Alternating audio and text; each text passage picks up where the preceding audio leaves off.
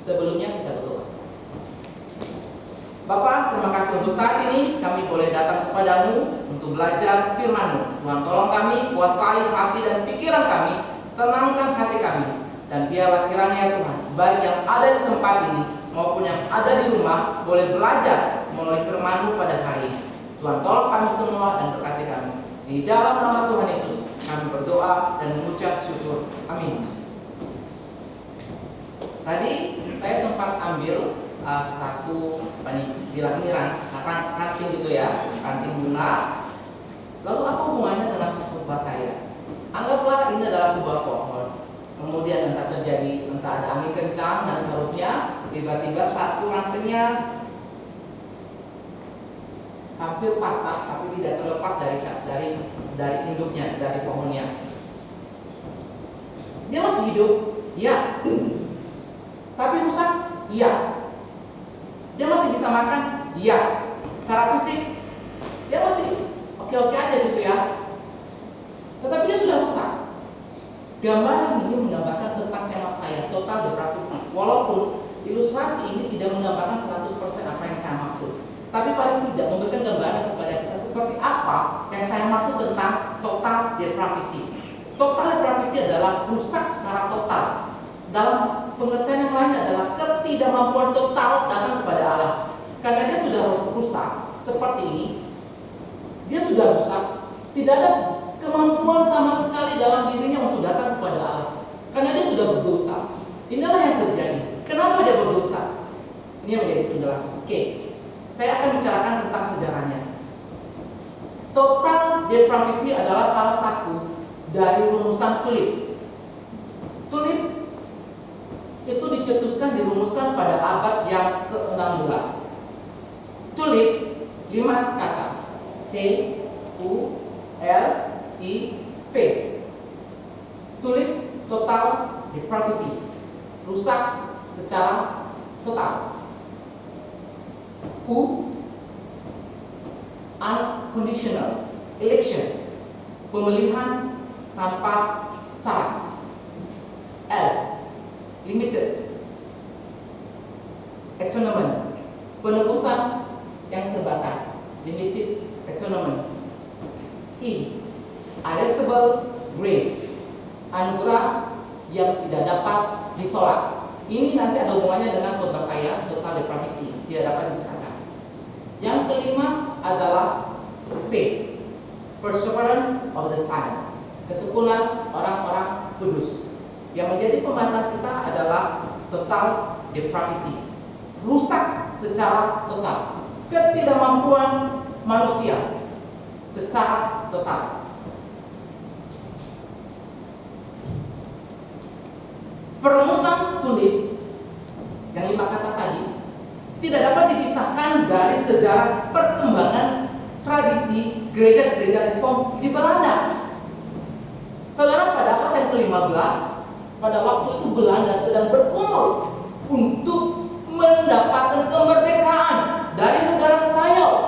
Spanyol pada waktu itu yang menjajah negara Belanda, sehingga orang-orang Belanda ingin keluar dari penjajahan Spanyol. Mereka berusaha, mereka berjuang, mereka bergumul untuk mendapatkan kemerdekaan.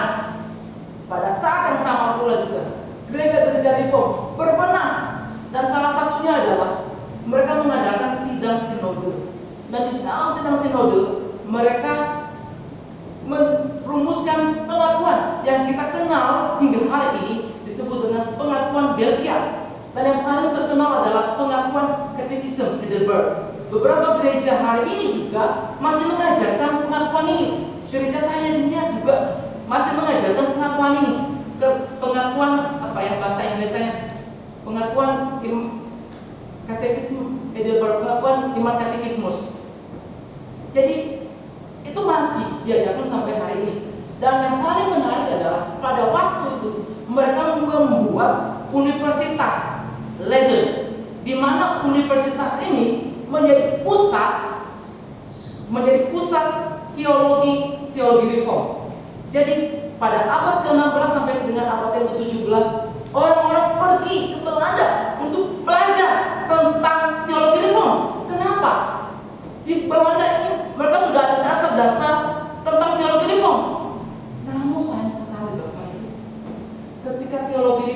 makin maju di negara Belanda.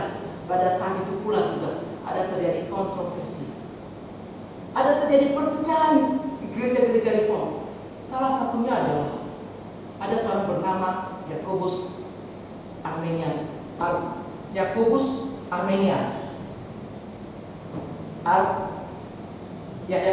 Arminius. Yakobus Arminius ini adalah seorang tokoh yang begitu terkenal. Dia berpintar dan dia dididik oleh seorang murid yang diajarkan oleh John Calvin. Murid ini bernama Theodorus Beza. Theodorus Beza menjadi penerus John Calvin di Geneva. Lalu kemudian di Belanda, Theodorus Beza ini mendidik Yakobus Arminius sampai akhirnya Yakobus Arminius memiliki otak yang pintar gitu ya. Saking pintarnya Bapak Ibu, saking pintarnya, dia memiliki banyak pengikut. 15 tahun menjadi pendeta. Kemudian dia juga mengajar di Universitas Leiden tadi. Lalu lambat laun dia mulai menyalahkan gurunya. Dia mulai menyalahkan dosanya. Theodorus Beza, dia menganggap bahwa pengajaran reform telah dianggap remeh, telah direndahkan oleh Theodorus Beza oleh dosanya sendiri. Lalu dia membuat satu pernyataan, Bapak Ibu. Dia mengatakan bahwa Allah itu bukan pencipta dosa.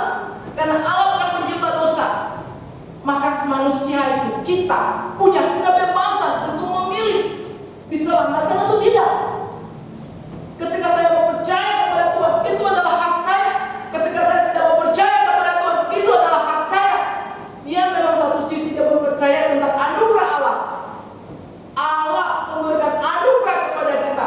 Allah yang menggerakkan hati kita untuk percaya kepada Tuhan. Namun itu bukan yang menjadi jaminan bagi kita untuk mengambil keputusan, Tuhan saya percaya kepadamu. Kita masih memiliki free will, kehendak bebas. Inilah yang dikatakan oleh Yakobus Arminius. Setiap orang memiliki kehendak bebas untuk percaya atau tidak. Dan ini saudaraku yang kasih, menjadi kontroversial pada saat itu. Terjadi perpecahan. Salah satunya ada beberapa orang reform menolak pendapat ini. Mereka mengatakan bahwa Yakobus Arminius sesat, dia salah. Lalu apa yang terjadi pada saat itu? Arminius dengan segera mencoba mengadakan sidang sinode lagi untuk menyelesaikan masalah ini. Sebelum mereka mengadakan sidang nasional, sidang sinode nasional, dia sudah keburu meninggal. Lalu Bapak Ibu tadi saya katakan bahwa dia banyak pengikut yang ingin mencoba mengumpulkan ide-idenya Yakobus Arminius, dan mereka katakan, mereka kembangkan dari kumpulan itu. Salah satunya mereka katakan bahwa orang Kristen bisa murtad. Orang Kristen bisa murtad setelah percaya. Orang Kristen bisa menolak Tuhan. Dan ini adalah bertentangan dengan pandangan teologi reform. Ini bertentangan dengan pandangan Alkitab. Dan pada waktu itu orang-orang reform di Belanda berkumpul dari beberapa daerah. Ada 130 orang. Mereka berkumpul membicarakan ini. Dan mereka menganggap bahwa Yakobus Arminius salah. Lalu orang-orang ini tadi 130 orang merumuskan keunikan teologi reform yang kita kenal dengan satu istilah, to live. Salah satunya yang kita bahas hari ini adalah total depravity. Lalu apa artinya total depravity? Saya akan definisikan dengan saya mengutip dari pengakuan iman Westminster. Dia mengatakan seperti ini. Manusia karena kejatuhannya ke dalam keadaan berdosa, secara keseluruhan telah kehilangan segenap kemampuan untuk menghendaki kebaikan rohani, apapun yang menyertai keselamatan. Sehingga sebagai manusia kotrati yang secara keseluruhan menolak yang baik dan mati di dalam dosa, sehingga ia tidak mampu dengan kekuatannya sendiri bertobat atau mempersiapkan diri untuk bertobat. Itulah yang disebut dengan total depravity. Kenapa? Kita tidak memiliki kemampuan untuk datang kepada Allah. Kenapa kita tidak ada kemampuan untuk melihat kebaikan? Mengapa kita tidak punya kemampuan untuk melakukan kebaikan? Bukankah orang yang tidak percaya sekalipun juga tahu yang baik? Kita lihat ya orang ateis. Saya mau tanya, orang ateis tahu nggak kalau apa yang mereka tahu nggak mendefinisikan baik sama jahat? Saya kan tahu. Buktinya orang-orang ateis mereka bisa menyekolahkan anaknya. Menyekolahkan anak itu baik atau jahat? Jelas baik. Dia tahu, karena dia tahu baik, maka dia menyekolahkan anaknya di sekolah. Karena itu baik. Dari mana dia tahu itu baik? Saudara, kebaikan yang saya bicarakan adalah kebaikan dalam perspektifnya Allah, bukan kebaikan dalam perspektifnya manusia. Orang Kristen maupun non-Kristen baik, ya, dalam perspektif manusia. Tetapi ketika kita melihat dalam perspektifnya Allah, itu nggak baik. Walaupun baik dalam sisi kehidupan manusia. Kenapa? Kita kembali kepada asal mula kita. Adam. Pada waktu Adam diberikan perintah, ia tidak berdiri sebagai pribadi, tapi ia berdiri sebagai kepala perjanjian. Kepala perjanjian. Di dalam perjanjian antara Allah dan manusia, kita ini berada dalam perjanjian. Dan siapa yang menjadi kepala kita? Adam. Kalau kepala kita berhasil, maka kita juga ikut di dalam keberhasilan Adam. Tapi kalau kepala kita salah, maka kita juga anggotanya ikut di dalam kebersalahan si Adam. Kenapa? Karena dia adalah kepala perjanjian. Tuhan berkata kepada Adam, Adam, jangan, kamu boleh makan seluruh buah pohon yang ada di sini, tapi kecuali satu pohon, buah pohon yang tidak boleh kamu makan, buah pohon yang berada di tengah-tengah ini, namanya buah pohon pengetahuan yang baik dan yang jahat. Kalau kamu makan, kamu akan mati. Itu salah literal, Tuhan katakan mati. Maksudnya Tuhan katakan mati. Tapi kenyataannya Bapak Ibu, ketika Adam dan Hawa makan buah itu, Hawa ambil buah itu, kemudian dia bawa kepada suaminya. Pada waktu mereka makan, pertanyaan saya selanjutnya, apakah mereka mati? Mereka tidak mati. Apakah Allah berbohong? Allah tidak berbohong. Tapi mati dalam pengertian apa? Mati dalam pengertian secara rohani. Artinya hilangnya hubungan antara Allah dan manusia. Yang pada mulanya Adam dan Hawa bisa berinteraksi kepada Allah. Tapi ketika mereka jatuh dalam dosa, mereka tidak ada kemampuan untuk berinteraksi lagi kepada Allah. Bayangkan Bapak Ibu, ketika Allah berbicara kepada mereka, Adam, Hawa. Adam dan Hawa jauh nggak? Mereka bersembunyi. Kenapa? Inilah ketidakmampuan manusia untuk datang kepada Allah. Manusia sudah bobrok, manusia sudah rusak, manusia sudah salah, manusia sudah berbuat dosa. Karena Adam dan Hawa sudah berbuat dosa, maka yang terjadi adalah seluruh manusia yang berada dalam perjanjian juga ikut berdosa. Maka tidak mengherankan Bapak Ibu, Mazmur 51 ayat yang ke-7 bisa dibuka di sana. Mazmur 51 ayat yang ke-7.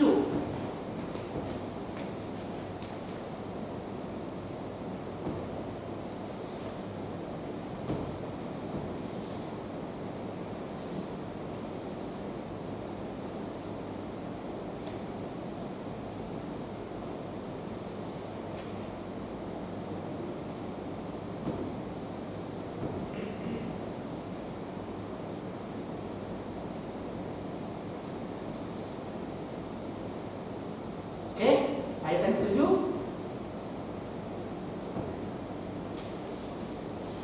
Yang di situ 51 ayat 5 dalam bahasa dalam Alkitab kita, 51 ayat yang ke-7. Kita baca secara bersama-sama. 1, 2, 3, ya. Sesungguhnya dalam kesalahan aku diperanakan, dalam dosa aku dikandung ibuku. Jadi pertanyaannya, bayi itu bisa berbuat dosa enggak? Bayi itu bisa berbuat dosa enggak?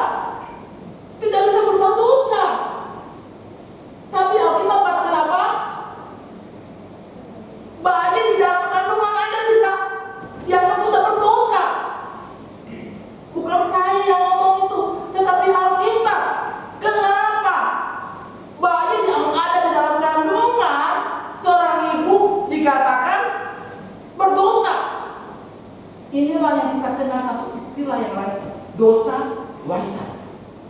Dosa warisan. Tapi jangan disalahkan istilah dosa ini Bapak Ibu. Dosa warisan selalu mengingatkan bahwa dosa manusia diperoleh melalui orang tua. Maka orang tua bertanggung jawab kepada anaknya. Ada orang yang ngomong begini, karena kamu belum dibaptis, maka dosa kita itu, dosa anak itu menjadi tanggung jawab orang tua. Tidak, dosa yang dosa, pribadi-pribadi. Jadi dosa yang sejak dalam kandungan seorang bayi itu sudah anggap orang berdosa. Inilah yang disebut dengan total depravity. Dia sudah, seorang bayi itu sudah tidak punya kemampuan datang kepada Allah. Walaupun seolah dia suci, dia tidak berbuat dosa dalam tanda petik pandangan manusia. Tetapi dalam pandangan Allah, bayi siapapun, seluruh manusia adalah orang berdosa. Makanya tadi Roma 3 ayat 23 dikatakan, semua orang telah berbuat dosa, telah kehilangan kemuliaan Allah. Kalau semua orang telah berbuat dosa, pertanyaan saya, Bapak Ibu masih punya kemampuan nggak datang kepada Allah? Kalau misalnya saya, misalnya si Allah ya, ini jurang, kemudian ada orang jatuh ke sini gitu ya, dia teriak, tolong selamatkan saya. Dia masih punya kemampuan untuk berteriak, minta tolong. Total depravity bukan seperti itu. Tidak ada kemampuan sama sekali dari kita untuk berkata, Tuhan tolong selamatkan saya. Tidak ada sama sekali. Lalu bagaimana kita bisa selamat kalau kita tak punya kemampuan untuk datang kepada Allah? Inilah disebut dengan anugerah Allah. Allah lah yang memberikan kita anugerah sehingga kita berteriak, Tuhan tolong saya. Jelas bedanya? Total depravity. Oke. Kita kembali ke teks kita yang menjadi inti pembicaraan. Yohanes 6 ayat 44. Bisa dibuka lagi slide-nya? Yohanes 6 ayat 44.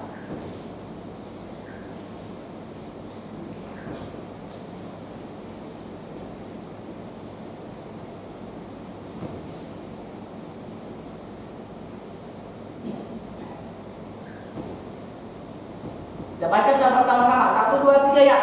Tidak ada seorang pun yang dapat datang kepadaku jikalau ia tidak ditarik oleh Bapa yang mengutus aku, dan ia akan kubangkitkan pada akhir zaman.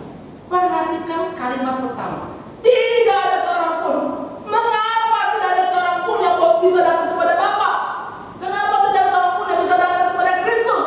Kenapa tidak ada seorang pun yang bisa datang kepada Yesus? Jawabannya adalah kembali kepada tema kita tadi. Karena manusia sudah mengalami total depravity.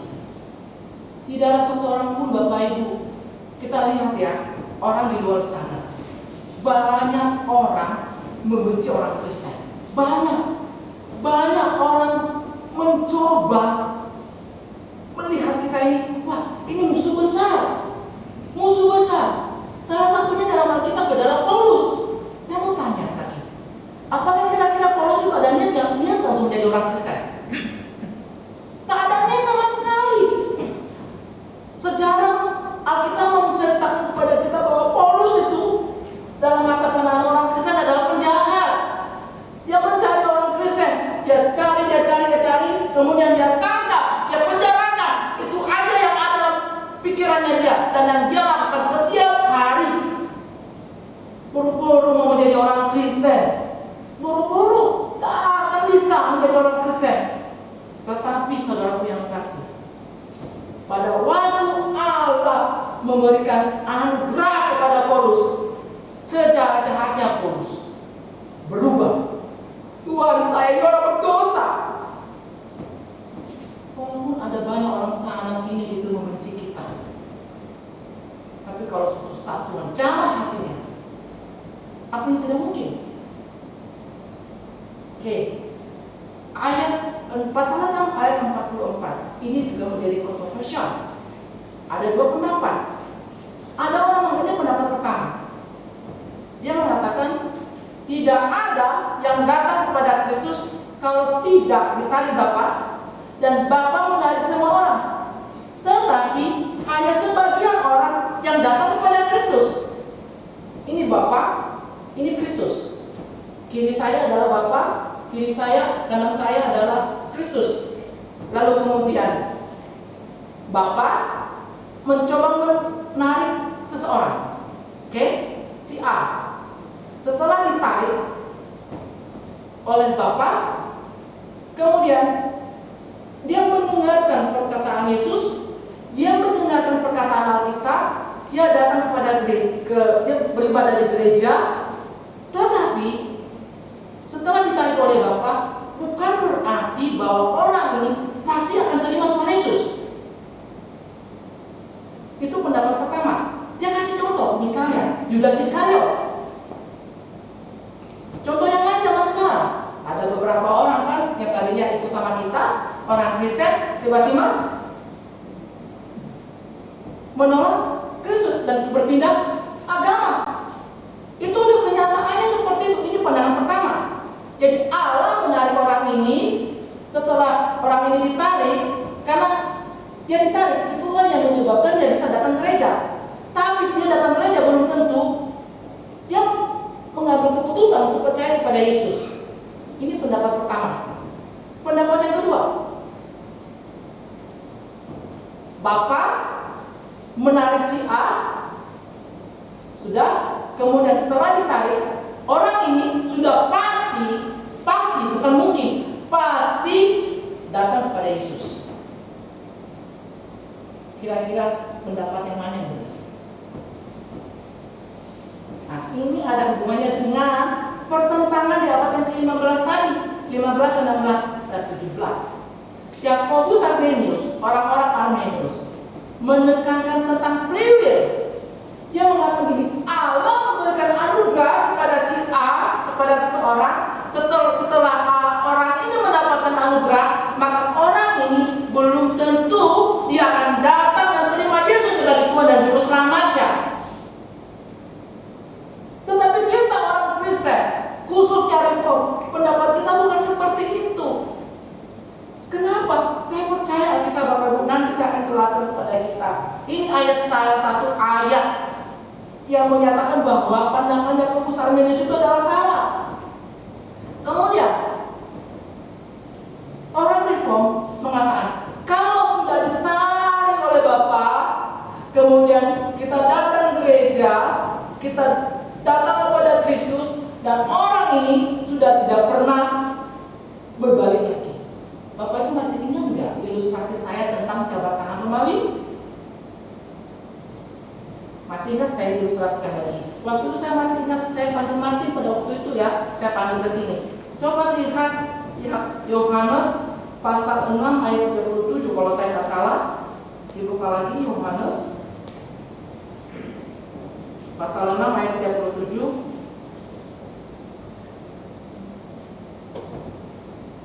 Ini salah satu ayatnya. Semua yang diberikan Bapa kepada Kristus. Oke. Semua yang ditarik oleh Bapa untuk Kristus. Dan barang siapa yang datang kepada Kristus tadi, dia tidak akan dibuang. Seperti ini misalnya. Ini tangan Allah. Ini adalah tangan manusia. Saya, ini dalam pandangan Reform ya, bukan saya yang datang kepada Allah. Oke? Bukan saya yang datang kepada Allah, karena saya tidak mampu. Kenapa saya tidak mampu? Kembali ke tema tadi.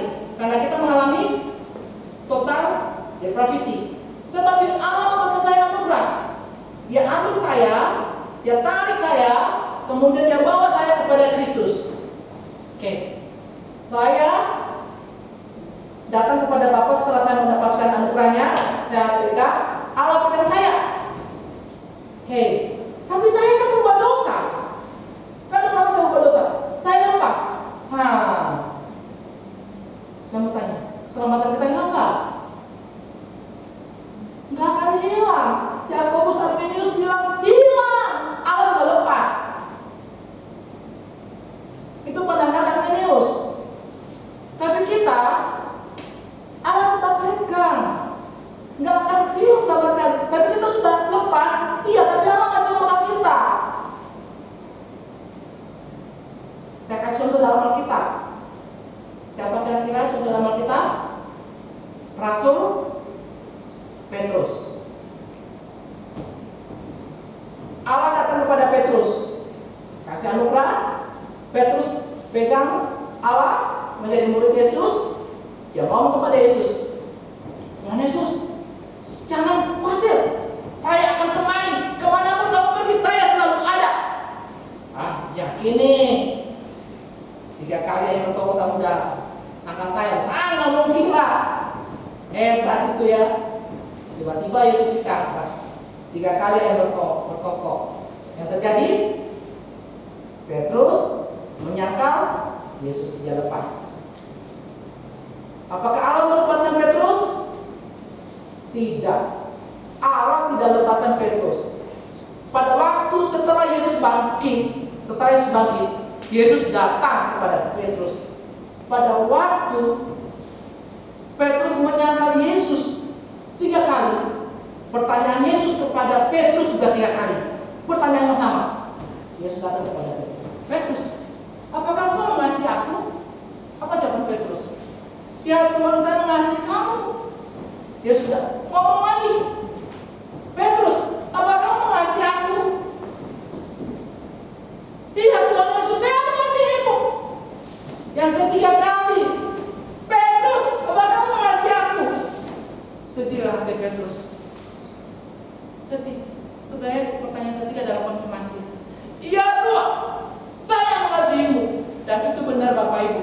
Dalam tradisi mengatakan, bukan kata Alkitab ya, sekali lagi, bukan kata Alkitab, tapi tradisi mengatakan bahwa ketika Petrus pergi keluar untuk pelayanan di sebuah daerah, sebuah tempat atau di negara lain gitu ya, lalu dia ditangkap Bapak Ibu, lalu dia ditantang, kamu akan selamat kalau kamu menyangkal imanmu. Petrus berkata, Tuhanku telah menyelamatkan saya di atas kayu salib.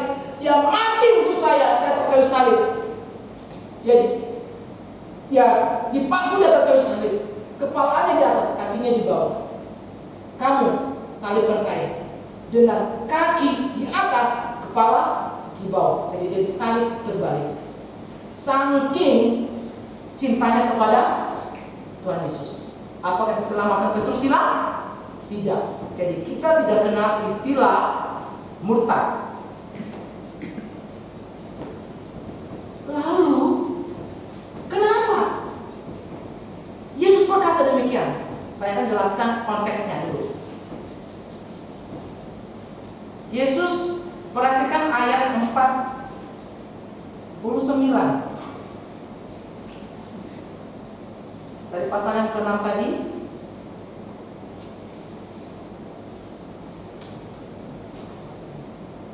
Ayat 59 pasal 6. Semuanya ini dikatakan Yesus di Kapernaum ketika ia mengajar di rumah ibadat. Jadi konteksnya pada waktu itu Yesus sedang berada di rumah ibadat, di sinagog.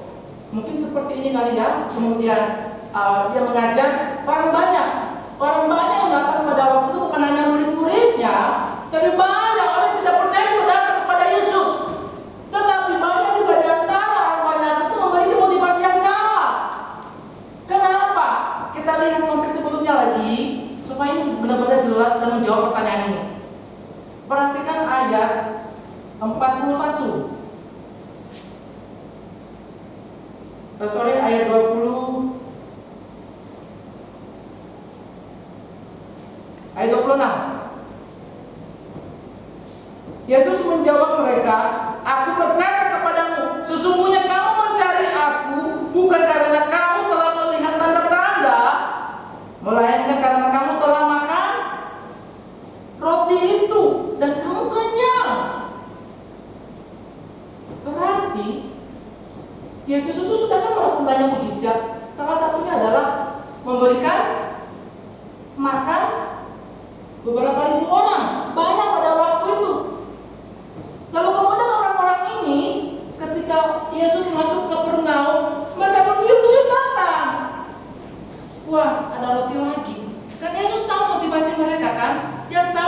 pikiran mereka, Dia tahu hati mereka. Orang ini datang kepadaku bukan mendengarkan firman Tuhan, bukan percaya kepadaku, tetapi maunya apa? Mau cari makanan secara fisik, roti. Dan disinilah Yesus katakan kepada mereka, karena yang ada dalam pikiran mereka tentang roti, maka Yesus juga menjelaskan kepada mereka tentang roti. Tapi roti yang dimaksudkan oleh Yesus bukan roti secara fisik, tetapi roti secara rohani. Kita lihat di ayat yang ke 41.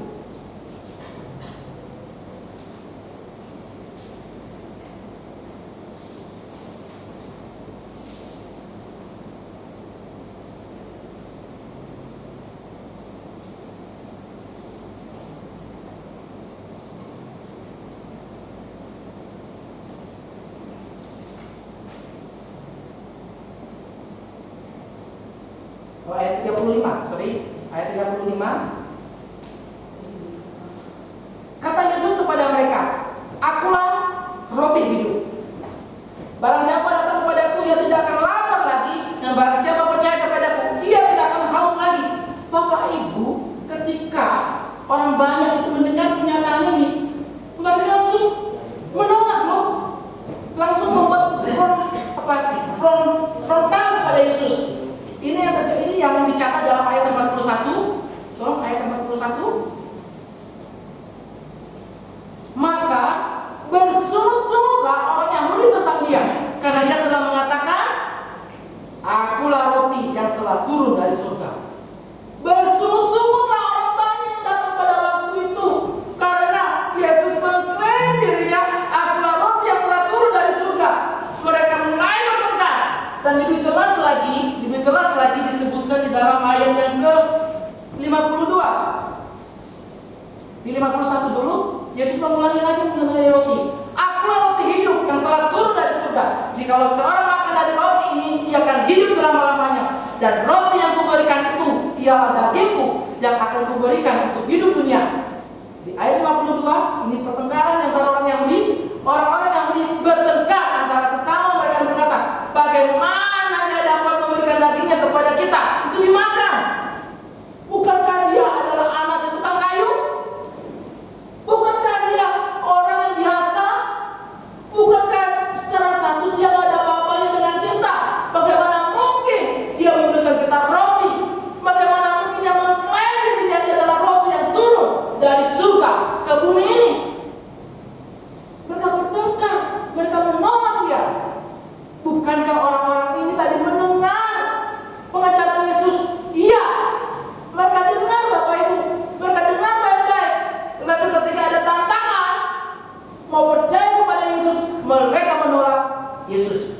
Karena mereka menolak Yesus. Oke, sekali lagi, karena mereka menolak Yesus, Yesus katakan di ayat 44. Kembali lagi ayat 44. Tidak ada seorang pun yang dapat datang kepadaku. Kamu datang kepadaku, kamu mendengar aku, walaupun kamu datang kepadaku, namun kamu tidak percaya kepadaku. Kenapa kamu tidak percaya kepadaku? Karena Bapa tidak menarik kamu untuk percaya kepadaku. Bapak Ibu, hari ini, jikalau Bapak Ibu hadir di tempat ini dan sudah percaya kepada Tuhan, Bapak Ibu bersyukur. Karena itu bukan kehendak kita, itu bukan keinginan kita, tapi keinginan siapa? Keinginan Allah. Allah yang memberikan anugerah kepada Bapak dan Ibu sekalian untuk menaruh percaya kepada Tuhan. Mungkin ada di antara kita yang tadinya benci kepada orang Kristen.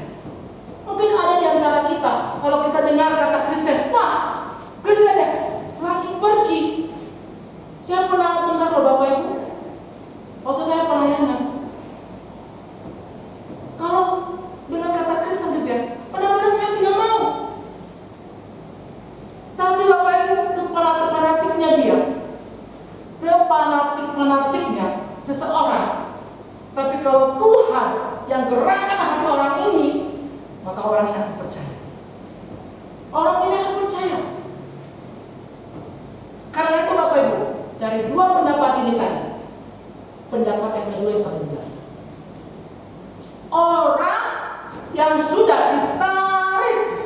Bapa, maka orang ini pasti akan datang kepada Kristus. Para pendengarnya pada waktu itu, orang-orang Yahudi bertuyun-tuyun datang kepada Yesus hanya untuk mencari roti, tetapi mereka tidak mendapatkan anugerah dari Bapa. Bapa tidak menarik mereka untuk datang kepada Kristus. Bagaimana dengan orang lain? Ada banyak di antara kita, Bapak Ibu, yang masih belum percaya kepada Kristus. Mungkin ada di antara kita yang masih belum percaya kepada Kristus. Mungkin saja. Tapi itulah proses. Tapi jangan sampai Tuhan tidak menarik kita.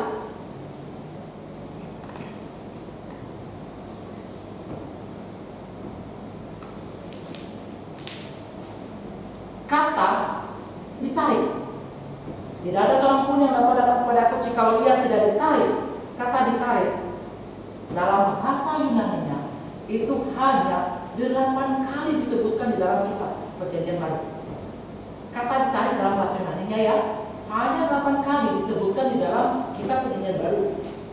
Misalnya dalam Yohanes pasal 18 ayat 10, di mana di situ Petrus menghunus atau menarik pedangnya pada waktu ceritanya pada waktu Yesus mau ditangkap, kemudian Petrus menarik pedangnya.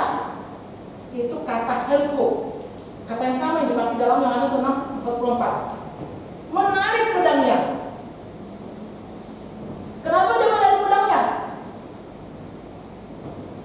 Untuk seperti tadi yang saya jelaskan kepada kita bahwa Petrus adalah seorang pemberani dalam sesaat saja gitu ya. Dia ambil pedangnya kemudian dia potong telinga seseorang.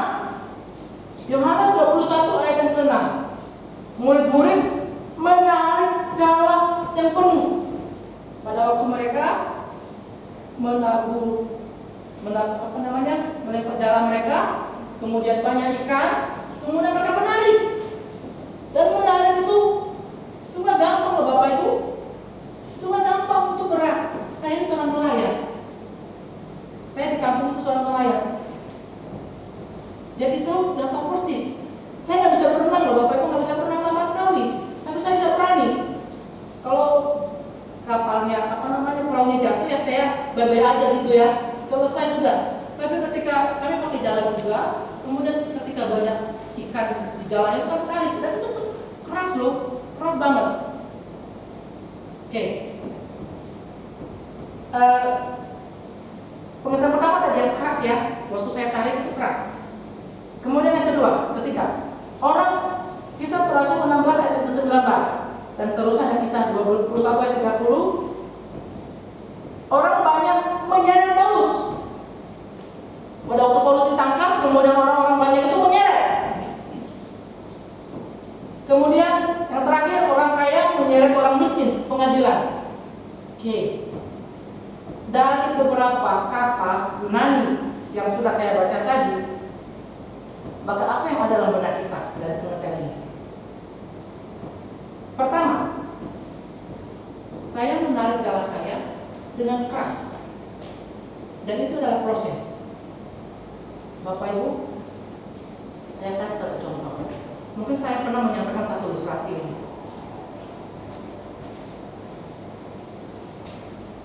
Ada seorang remaja di Jepang, kecil, masih kecil ya umurnya. Kemudian dia itu tiap hari Minggu dia datang ke gereja, tapi sembunyi, nggak pernah ketahuan sama bapaknya. Pada suatu kali Bapak Ibu dia mengambil keputusan untuk menjadi orang Kristen. Pada waktu dia mengambil keputusan menjadi orang Kristen, itu pergumulan. Mau jadi Kristen, mau tidak. Jadi Kristen tidak, jadi Kristen tidak. Apalagi ketika dia cerita kepada bapaknya, Pak,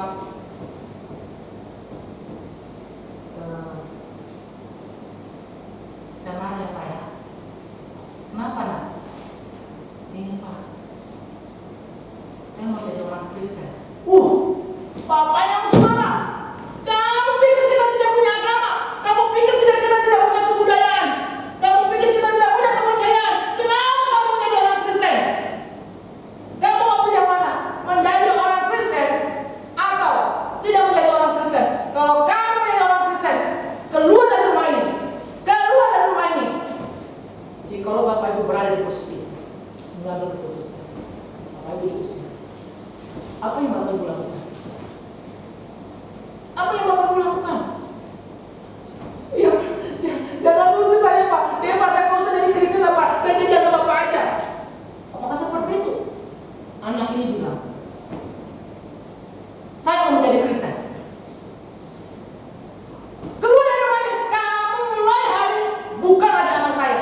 pergi dari rumahnya.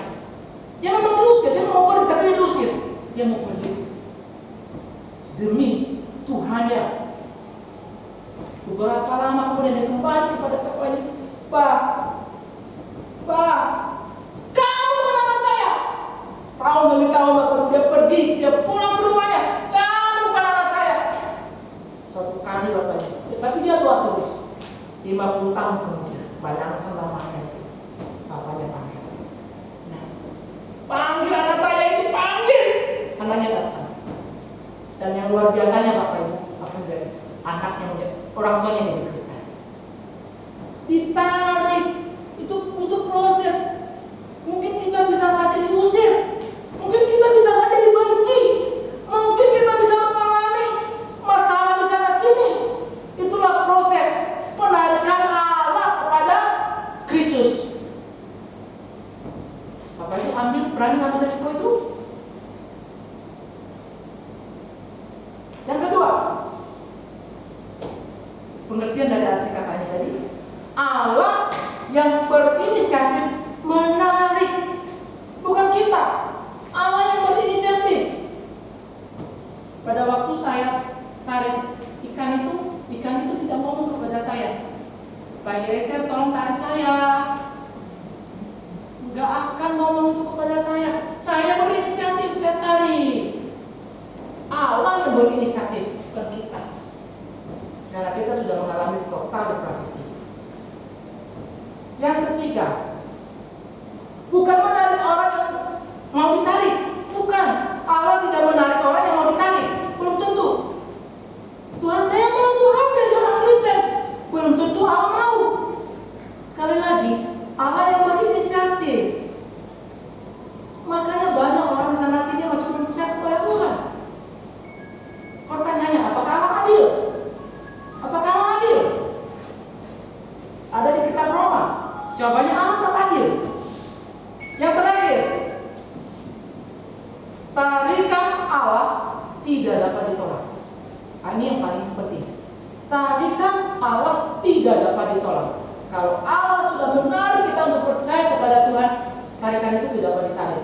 Maka kita kenal istilah dalam tulis tadi, irresistible grace. Anugerah itu tidak dapat ditolak. Tuhan tarik kita. Kamu percaya kepada Kristus? Gak mau saya. Kan seperti itu. Sekali Allah tarik, pasti percaya kepada Kristus. Tapi pada saat mau percaya kepada Kristus, itu ada proses. Bisa 1 hari, 2 hari, bisa sebulan, bisa setahun, bisa beberapa tahun. Dan Bapak Ibu tahu pengalamannya sendiri gitu ya, bagaimana menjadi orang Kristen. Itulah proses untuk percaya kepada Kristus. Mungkin hari ini ada di tengah-tengah keluarga Bapak Ibu, mungkin orang tua, mungkin ada suami, mungkin ada istri, mungkin ada teman yang sudah ada tanda-tanda gitu ya dalam penglihatan kita. Kita melihat, wah ada tanda-tanda dia mau percaya kepada Kristus. Mungkin Bapak Ibu pernah ngajar di gereja, mungkin Bapak Ibu pernah jelaskan dia kepada jelasan Alkitab kepada dia. Ada tanda-tanda, wah belum mau pergi ke gereja. Butuh proses. Jangan pernah lupa berdoa, jangan pernah berhenti berdoa, jangan pernah berhenti menginjili dia, menyampaikan firman Tuhan kepada dia. Karena butuh proses.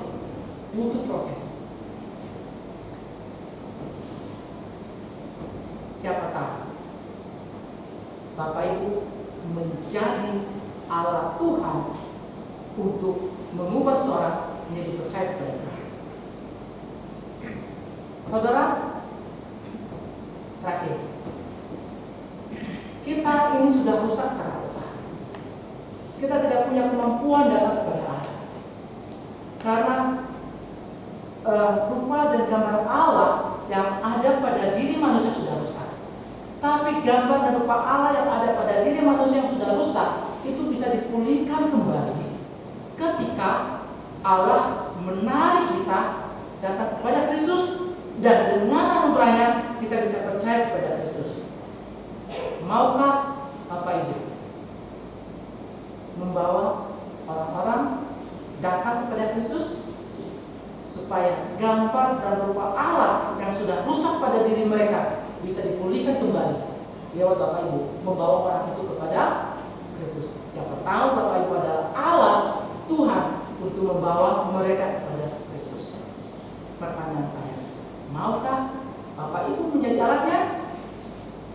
Silakan Bapak Ibu tunduk kepalanya, berdoa, dan silakan komitmen untuk menjawab pertanyaan saya tadi. Mari kita tundukkan kepala kita. Bapak Ibu, saya akan mempersilakan kepada setiap kita yang ada di tempat ini untuk mengambil beberapa menit berdoa sebentar tentang kehidupan kita. Kita adalah orang-orang yang sudah rusak secara total, tapi kita bersyukur bahwa Tuhan sudah memulihkan gambar dan rupa hidup kita, gambar dan rupa Allah yang ada pada diri kita. Saya mempersilakan setiap kita di tempat ini 1-2 menit berdoa pada diri masing-masing dan katakan, Tuhan, ampunilah dosa-dosa saya, ampuni setiap kesalahan yang telah saya perbuat. Saya persilakan Bapak Ibu.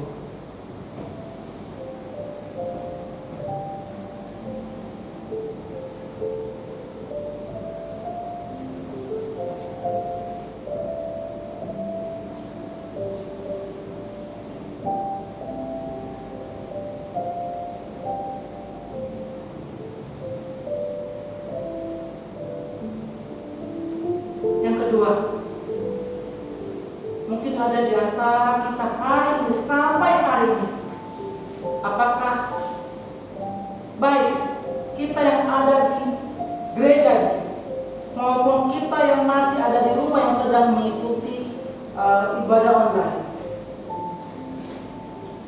yang sedang mendoakan seseorang, yang sedang bergumul untuk menjangkau seseorang, apakah itu orang tua, apakah itu suami, apakah itu istri, atau siapa saja teman.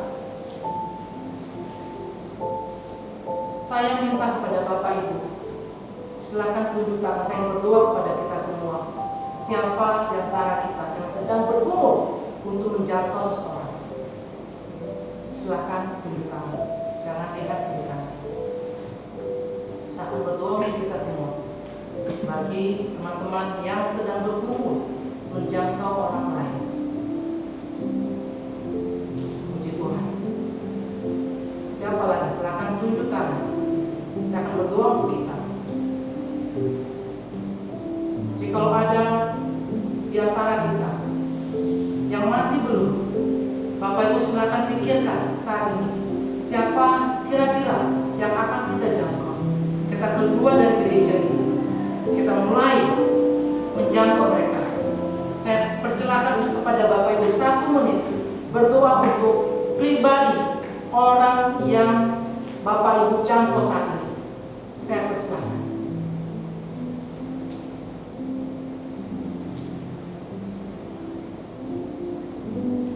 Tuhan Yesus, saya berdoa untuk teman-teman yang saat ini sedang bergumul, sedang menjangkau orang lain yang masih belum percaya. Tuhan, kami adalah orang-orang berdosa. Mereka juga adalah orang-orang berdosa yang tidak memiliki kemampuan berdatang kepada-Mu. Siapa tahu kami menjadi alat-Mu. Teman-teman kami yang sudah komitmen, teman-teman kami yang sedang menjangkau orang lain untuk membawa mereka kepada-Mu, ya Tuhan. Ya Tuhan Yesus, pakailah mereka sebagai alat-Mu, sebagai alat-Mu ya Tuhan, untuk menjangkau mereka, untuk menginjili mereka. Mungkin kami tidak memiliki kemampuan dalam berbahasa, di dalam menjelaskan firman Tuhan kepada teman-teman kami. Tapi kami yakin dan percaya, jikalau Engkau yang berkata-kata, Engkau yang memakai mulut kami, dan Engkau yang membahasakan bahasa kami, perkataan kami kepada para pendengar, maka Roh Kudus akan bekerja kepada orang itu. Mereka yang sudah dijangkau, mereka yang sudah dijelaskan firman Tuhan, biarlah Roh yang Tuhan berkata-kata dan menjelaskan firman Tuhan itu kepada hati mereka, supaya mereka mengerti, sehingga suatu saat ya Tuhan, mereka boleh dipulihkan kembali, mereka boleh kembali kepada-Mu ya Tuhan. Karena saat ini ya Tuhan, mereka sudah rusak secara total, tidak bisa datang kepada-Mu kalau bukan Engkau yang menolong mereka, kalau bukan Engkau yang menjelaskan berkati teman-teman kami yang sedang bergumul mencapai mereka. Berikan kekuatan, berikan kesabaran ya Tuhan. Terima kasih ya Tuhan Yesus. Terima kasih ya Bapa. Inilah doa kami. Kami mohon supaya di dalam nama Tuhan Yesus kami berdoa dan mengucap syukur. Amin.